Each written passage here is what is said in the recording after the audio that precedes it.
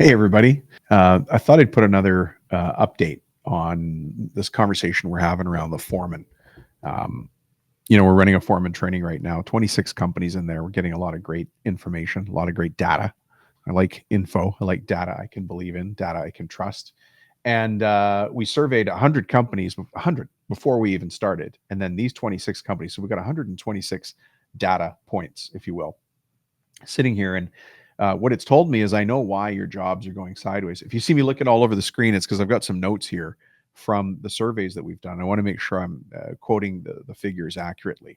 I hope you appreciate that. But what I was reading a book just the other day. You've probably read it, by the book by Chris Voss, Never Split the Difference. And the quote is, when the pressure is on, you don't rise to the occasion, you fall to your highest level of preparation. And how many times has that happened to us? You don't rise to the occasion, you fall to your highest level of preparation. So if we're not prepared, let's say on the install side, that's the side that becomes the bottleneck for us, right? Wherever that is in your company, let's say it's in engineering or before the CNC, as a lot of us know, right? Is the problem before the CNC, after the CNC? Is it before the shipping door or after the shipping door? And it fits the quote so perfectly. Can you imagine? I was reading a book about Chris Voss, who trains, FBI negotiators in hostage situations. And I find a way to overlay it with cabinetry and millwork and the trades, but the overlay is right there. So anyways, if you're in a situation, you've probably seen this before, if you're running a shop of any size at all, if you've got a foreman, you probably have, you've got that foreman, and then you've got 3 or 4 people underneath him or her, right? So you've got probably 8 people in your company minimum. Maybe you've got 10 or 20, maybe up to 50. And you see things like job delays and rework and just plain miscommunication, which, by the way, came up in the surveys. Miscommunication, no communication, guessing at communication, all that stuff. And who would have thought putting together things out of wood, making things, being a contractor had to do with communication? And yet here we are. That's the answers we're really getting back. So ultimately, at the end of the day, I want to remind you, as you're trying to solve this, as you're heading into the weekend trying to think about it, we're not dealing with a people problem. We have a leadership systems problem. And the leadership systems are the kind of things that you and I are here to put in place. So if we have a leadership systems problem, that's an us problem, something that we can solve as owners. And again, Chris Voss taught FBI negotiators how to perform under extreme pressure. And we need our foreman to do the same thing in the middle of our shop or in the middle of a job site, right? A couple of interesting quotes came from the last training class. We were talking about time management for leaders, and we're doing it as an open facilitation. We like people to comment and talk.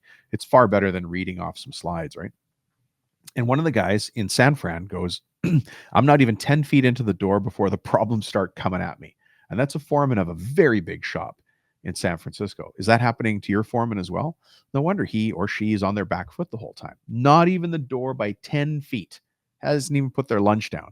And the problems just start coming at me. Actually, it's pretty funny on the training because we can see companies working through this. This was, you can see people's office on a Zoom call and people interrupting the training while the owner and the foreman and some of the supervisors are in the call. And, we have to put a stop to it because we need to be able to hold our time as precious, because the time that we're holding right now is time we can do something else for the company. We're not just having a party. We're trying to get something solved so the company can move forward. So when people interrupt us, it takes away from our future potential in this company. Anyways, here's one of the quotes that came from training. Maybe this is your shop. Maybe we're a fly on the wall. I can't have a meeting without getting interrupted every 10 seconds. And that's on top of the text messages I'm getting at the same time. So there's a lot of frustration out there. And this is not your foreman talking to me. This is 126 foreman. This is 2 comments from among the 126, but that comment comes up again and again and again. We went on in one of the surveys to say, what's the most common thing that throws your day off track? So think about that. What's the common thing that throws your day off track in your shop, in your job site? So think about you in your day-to-day. Think about your foreman in front of the tools. I want you to think about your installer. What's the most common thing that throws them off? And then before the CNC, what's the most common thing that throws off engineering, estimating, the designers, drafting, however you've got it? Maybe people are inputting information into energy. What is the thing, right? So here, let me read you some of the answers. You'll excuse me while I look at the screen here. So what's the most common thing that throws your day off track? So here's the answers. Not knowing where to start. Starting and stopping on jobs too often when information's missing. Information is missing. Chasing unfinished projects. Oh, frustrating. You got a bunch of things almost done, half done, and that doesn't even take into account the work that you can't bill because it's not finished, which impacts your cash flow, which impacts your profitability, which, as you and I know, impacts your stress. Job site lags behind, affecting the schedule or a machine breaks down. Defects, just plain out and out defects. Someone calls and needs something ASAP that we forgot about an item. So it happens often enough that this foreman wrote that down. Somebody else here said emails and text messages, like we just talked about, and then missing information. So again, the same themes. How many times did people say communication when, we don't like running meetings? We didn't go into the trades because we're good communicators. And yet, what is the very thing that our company needs to grow? The left hand has to know what the right hand is doing, folks. And that's the stress or the strain that our foreman's under unless we lean in and give him or her the tools to deal with that. And of course, those are the tools that we teach people on. Time management, the basics of time management that a CEO is using in your city right now. The CEO of your airport. Do you think that person, your local airport or your biggest hospital, do you think they're wasting time during the day? They cannot. But they learn how to use time management tools very early on in their career. Typically, we don't, until we started talking about it. Typically, the trades doesn't talk about it at all. And I understand why to a certain extent, because we do time and materials or we pay by the hour, but we're running a business. That's only talking about how you might, one of the few models that you might use to charge a client. And so that really has an impact on us. So what kind of tools do you need? Well, I'm going to list a couple. First, you have to know how and where and why your time is being stolen. So you, as the owner of this business, you have to know how your time is being stolen, where it's being stolen, and why it's being stolen. So the person interrupting your meeting is not trying to steal your time. They're trying to get an answer, but why are they trying to get an answer? And how can we stop that from happening again? It might take an investment today in certain systems and tools. We teach you those, but you've got to learn how to stop that question from happening again and again. And does it take effort? Yeah, it does. It's just like if you want to do 50 push-ups tonight before bed, you got to do 1 before bed, and then 2 the next day and 3 the next day. You got to build your way up to it. It's the same thing. You have to learn the tools, apply the tools, get it a little bit wrong, and then over time you build on that muscle, that management muscle, that leadership muscle, right? One of the tools that we used is the 1-3-1 method. And we actually did it. Actually, it's funny because we did it on the call. There was a shop owner, very high-end shop, really nice guys running a shop in Montana, central Montana. And they had a question about, how do I stop getting interrupted all the time? These guys just keep coming in. And we talked about the 1-3-1 method, and I did it as a role play on the call. And you could actually see some of the other people smiling, going, I could see what Dom's doing. And if you don't know what the 1-3-1 method is, get in touch. We'll figure, we'll talk it through. But it's not a magic tool, but it works magically, if that makes sense. It's not easy, but it's simple. A hammer is simple, and you can do amazing things with it. But at the end of the day, a wrench is easy and you can do amazing things with it, but you do different things with a wrench than you do with a hammer, right? So this is a tool. You have to know how to use it. And that's, of course, what we talk about. Not every tool works in every situation, but there's a tool for every situation. I like to use riddles on Fridays to confuse you.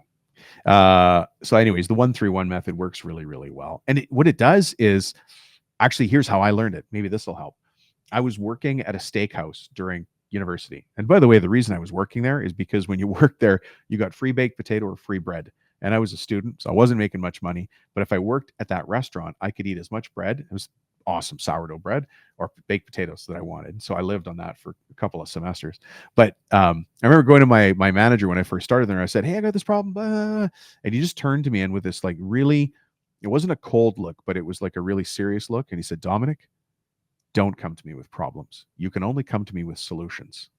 And then he turned around and walked away. That was the end of that conversation, but I learned it there, which that's got to be 40 years, maybe 50 years. It was a long time. Well, it can't be 50 years ago. I'm only 56. But it was a long time ago, regardless, right? Gray hair here. That's the point of the 1-3-1 method. Put it back on them to come up with the answers. It can't be you all the time, because if it's you all the time, you will never sit on a beach chair in Hawaii, Mexico, Bermuda, Bahamas, Antigua, the coast of France, and have a beer. You'll never be able to do that unless you figure out how to get your people doing their thing. You're just going to continue being late, home from work when you made promises that you were going to get there until we get our people doing the work. I'm sorry to have to be the one to tell you that, but it's kind of my job. I'm a very specific tool that's used a very specific way to grow a business. And it is to tell you that kind of thing and help you put it in place. Here's some more interesting data. When we surveyed everybody in the class, 72% of the people in there said they would recommend time management training to other foremen and supervisors. But what you don't know is that beforehand, 0% had ever been trained in time management. So from the beginning of the class to the end of it, in the beginning of the class, I said, I've never been trained in time management. By the end of it, 72% said they would recommend time management training to the other foremen. And now some of you out there who are really good at math are like, hey, Rubino, what happened to the other 27%? Well, the other 27%, they would also recommend it, but only in certain situations.